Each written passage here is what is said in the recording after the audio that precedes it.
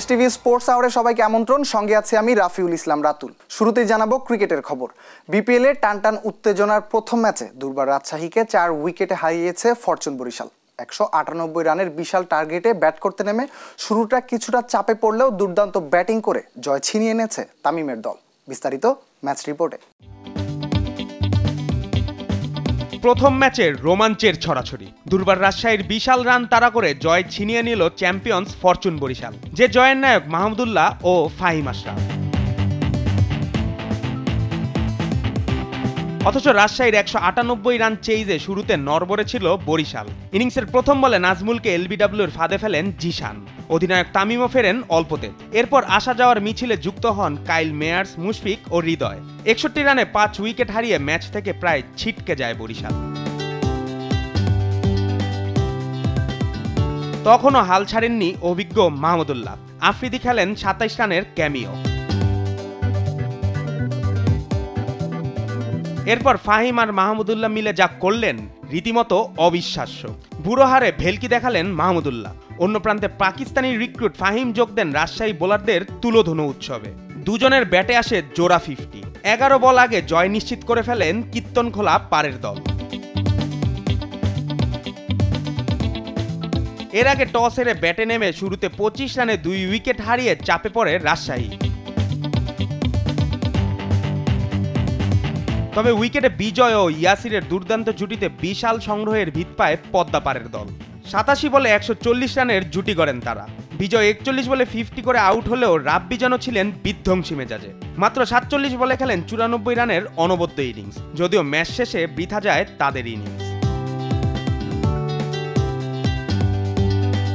জুবাইর নূর, sports desk, দেশ TV.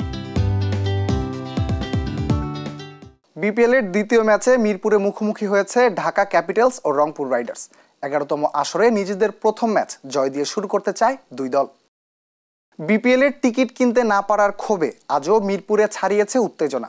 বিক্ষুব্ধ দর্শকরা ভেঙে ফেলে স্টেডিয়ামের লোহার গেট, আটকে দেয় দুর্বার রাজশাহী টিম বাস ও মেহেদী হাসান মিরাজের ব্যক্তিগত গাড়িও। পরে আইন শৃঙ্খলা বাহিনী এসে পরিস্থিতি নিয়ন্ত্রণে আনে। বিস্তারিত তামিমুর রহমানের রিপোর্টে। বিসিবিকে আমরা স্টুডেন্টরা আগামী 1 ঘন্টা সময় দিতেছি। 1 ঘন্টার ভিতরে আমরা যত মানুষ আছি কাউন্টারে যেন 1 ঘন্টার ভিতরে টিকিটগুলো চলে আসে। বিপিএল নিয়ে বিতর্ক যেন পিছুই ছাড়ছে না বিসিবির। দীর্ঘক্ষণ উদ্বোধনী ম্যাচের টিকিট না পেয়ে স্টেডিয়ামের 2 নম্বর গেট ভেঙে ফেলেছেন এদিন টিকিট প্রত্যাশী বেশ কিছু দর্শকেরা। আমি সকালে আজকে ডিউটি বন্ধ করে আসছি। আসার পরে আমি এখানে আসছি, টিকিট পাই না। আমি মধুমতি ব্যাংকে গেছিলাম, ওখানে আমার 1000 টাকা করে টিকিট চাই। রাজধানী মিরপুরের শেরেবাংলা স্টেডিয়ামে বিপিএল এর ম্যাচের টিকিট কেনা নিয়ে আজও ছড়িয়েছে সমান উত্তেজনা। টিকিট না পেয়ে ক্ষোভে স্টেডিয়ামের 2 নম্বর গেট ভেঙে ফেলেন বিক্ষুব্ধ দর্শকেরা। এমনকি খুলনা টাইগার্সের অধিনায়ক মেহেদী হাসান মিরাজের ব্যক্তিগত গাড়িও আটকে দিয়েছিলেন তারা। এক পর্যায়ে আইন শৃঙ্খলা রক্ষাকারী বাহিনীর চেষ্টায় পরিস্থিতি আসে নিয়ন্ত্রণে। আমি তো অনেকক্ষণ দাঁড়িয়েছিলাম, কালকে টিকিটটা না হয়েছে আপনার কালকে রাত 8টার পরে। পাবলিক এত হেনস্থার শিকার, তো এত কোটি কোটি টাকা খরচ করে অনুষ্ঠান নামে যদি পাবলিক এত হেনস্থার শিকার হয় টিকিট কাটতে, এটা তো আমরা কাম্য না। আমরা তো অবশ্যই সবকিছু আপডেট চাই। বিক্ষুব্ধ দর্শকদের থামাতে মাঠে নামে পুলিশকে লক্ষ্য করে ছোড়া হয় ইটপাটকেল। সড়ক অবরোধের চেষ্টাও করে খেলা দেখতে আসা উপস্থিত দর্শকরা। দুর্বার রাজশাহীর তাদের ম্যাচ খেলতে মাঠে ঢোকার চেষ্টা করে প্রথম দফায় হয় ব্যর্থ। পরে দুর্বার রাজশাহীর টিম বাস মাঠে ঢুকেছে 4 নম্বর গেট দিয়ে। বিশ্বাস করবো না, ব্যাংকে 200 টাকা টিকিট ভাই, 1500 টাকা, 1000 টাকা গায়ে কিন্তু রেট দেওয়া আছে ভাই, 230 টাকা টিকিট। কিন্তু এবার যে রঙ্গমঞ্চ, এবার যে নাটক, এগুলো আসলে অত্যন্ত কষ্টের। তামিমুর রহমান, স্পোর্টস ডেস্ক, দেশ টিভি। সব ফরম্যাটে বর্ষসেরা ক্রিকেটার নির্বাচনের সংক্ষিপ্ত তালিকা প্রকাশ করেছে আইসিসি, যেখানে জায়গা হয়নি বাংলাদেশের কোনো ক্রিকেটারের।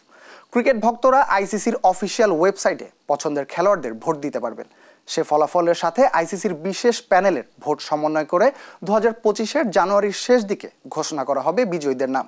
বিস্তারিত ডেস্ক রিপোর্টে। দরজায় কড়া নাড়ছে নতুন বছর। হিসেবের খাতা নিয়েও বসে পড়ল আইসিসি। শেষ প্রান্তে এসে সব ফরম্যাটে বর্ষসেরা ক্রিকেটার নির্বাচনের প্রক্রিয়া শুরু করে দিয়েছে ক্রিকেটের সর্বোচ্চ নিয়ন্ত্রণ সংস্থা। শর্টলিস্টে নেই লিটন মিরাজদের কেউ। সংক্ষিপ্ত তালিকায় কোথাও খুঁজে পাওয়া গেল না বাংলাদেশি ক্রিকেটারদের। পুরুষদের বর্ষসেরা ওয়ানডে ক্রিকেটার হওয়ার দৌড়ে আছেন শ্রীলঙ্কার ওয়ানিন্দু হাসারাঙ্গা ও কুশিল মেন্ডিস। আফগানিস্তানের ওমারজাই ও ওয়েস্ট ইন্ডিজের রাদারফোর্ড। একই ক্যাটাগরিতে নারীদের মধ্যে লড়ছেন লঙ্কান চামারি আতাপাত্তু, ভারতের স্মৃতি মান্দানা, অজিদের সাদারল্যান্ড ও প্রোটিয়াদের লরা ওলভার্দে। তালিকায় বাবর আজমকে দেখে চমকে উঠারই কথা, তবে লাল বলে বাজে বছর কাটালেও পরিসংখ্যান বলছে টি-20-র সাদা বলের খেলায় ভালোই ছন্দে ছিলেন তিনি।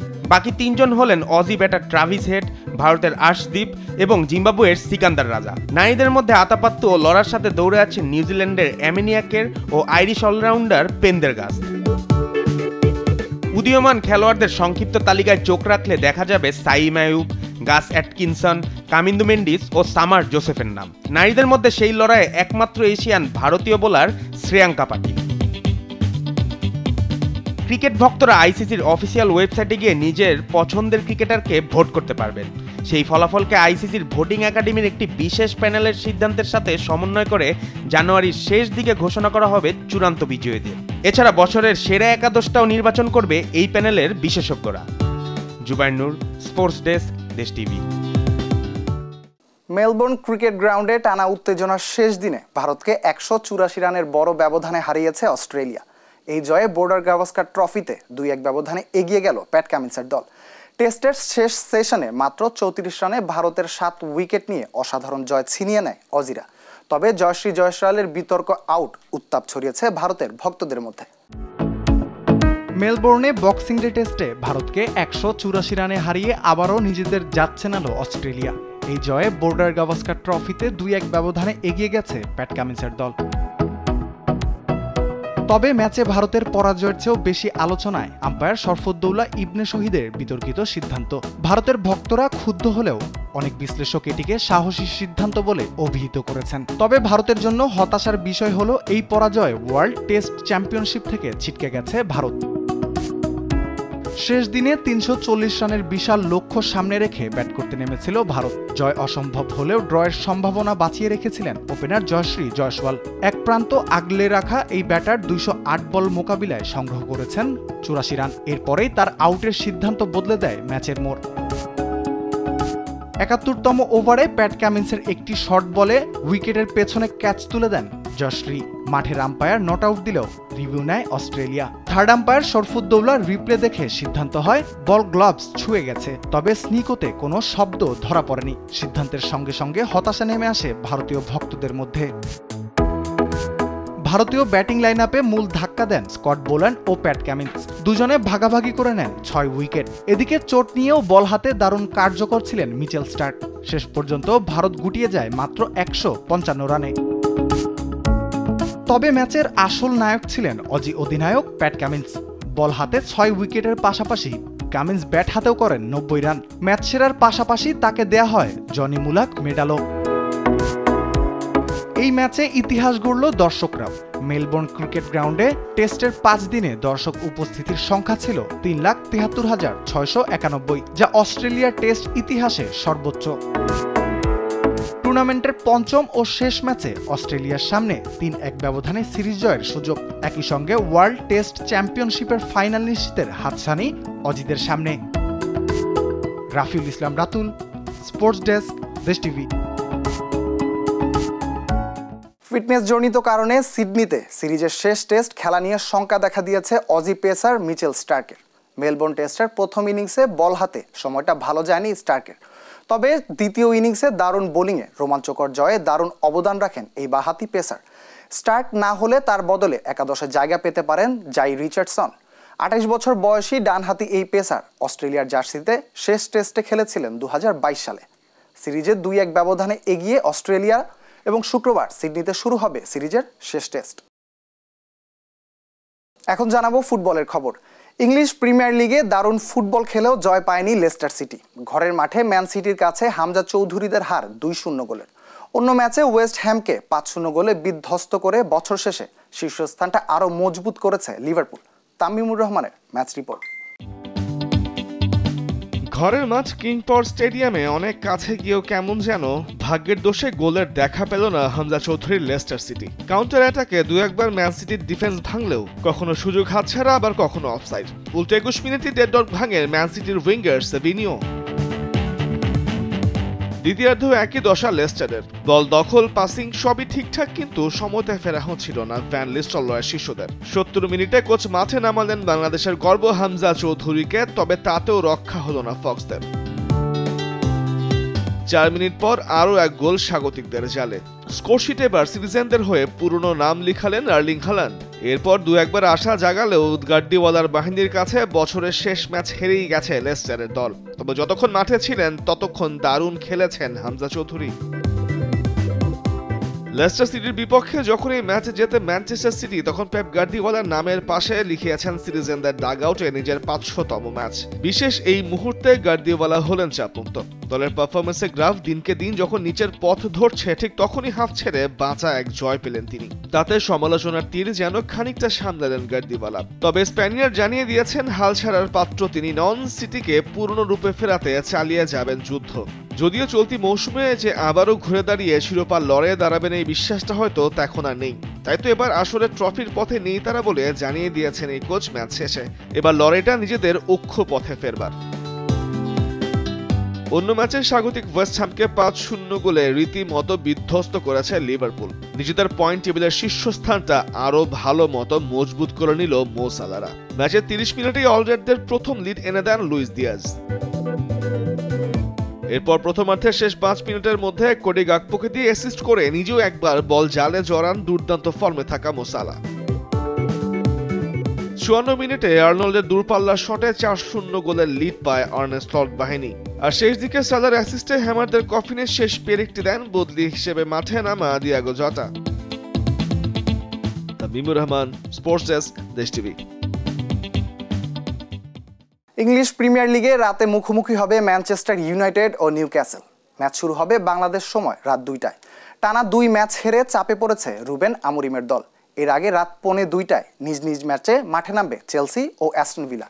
তাসবি শরণের ম্যাচ প্রিভিউ। যত দিন গড়াচ্ছে ততই যেন ছন্নছাড়া হয়ে পড়ছেন রুবেন আমোরিম। এই পর্তুগিজের ট্যাকটিকের সাথে মানিয়ে নিতে হিমশিম খাচ্ছে পুরো ইউনাইটেড। কয়েক সপ্তাহ ধরেই দলের সঙ্গে নেই রাশফোর্ড। গত ম্যাচে লাল কার্ড দেখে নিষিদ্ধ হয়েছেন ব্রুনো ফার্নান্দেজ। লিগ টেবিলে রেড ডেভিলদের অবস্থানও তলানির দিকে। সব মিলিয়ে হযবরল একটা অবস্থায় আছেন কোচ আমোরিম। অন্যদিকে বেশ ভালো ছন্দে আছে নিউক্যাসল ইউনাইটেড। টানা 3 জয়ে পয়েন্ট টেবিলের 5 নম্বরে অবস্থান তাদের। ফর্ম ধরে রাখতে পারলে শীর্ষ 4-এ জায়গা করে নেওয়া এখন সময়ের ব্যাপার এডি হাওয়ের দলের। ইউনাইটেড ডার্বির আগে 2 দলের অবস্থান তাই 2 মেরুতে। এদিকে টানা 2 ম্যাচে পয়েন্ট হারিয়ে শিরোপা লড়াই থেকে অনেকটাই পিছিয়ে পড়েছে চেলসি। বড়দিনের আগে সুযোগ ছিল লিভারপুলকে ছোঁয়ার, কিন্তু এভারটন ও ফুলহ্যামের কাছে পয়েন্ট খুইয়ে টেবিলের 4-এ নেমেছে ব্লুজরা। সব মিলে সময়টা খুব একটা ভালো যাচ্ছে না লন্ডনের এই ক্লাবটির। ইপসুইচ টাউনের বিপক্ষে ঘুরে দাঁড়াতে মরিয়া এনজো মারেস্কার দল।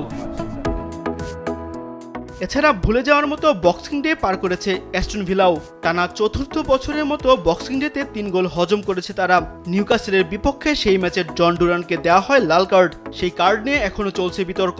ব্রাইটনের বিপক্ষে তাই এই স্ট্রাইকারকে ছাড়াই নামতে হচ্ছে উনাই এমেরির দলকে। অন্যদিকে ব্রাইটনের সাম্প্রতিক ফর্মও খুব একটা ভালো যাচ্ছে না। শেষ ম্যাচে গোলশূন্য ড্র করেছে এই দলটি। পয়েন্ট টেবিলের পাশাপাশি অবস্থানে থাকা 2 দলের সামনে এখন সুযোগ একে অপরকে ছাড়িয়ে যাওয়ার। তাসবি শরণ, স্পোর্টস ডেস্ক, দেশ টিভি। এই ছিল এখনকার দেশ টিভি স্পোর্টস আওয়ারে। সঙ্গে থাকার জন্য ধন্যবাদ সবাইকে।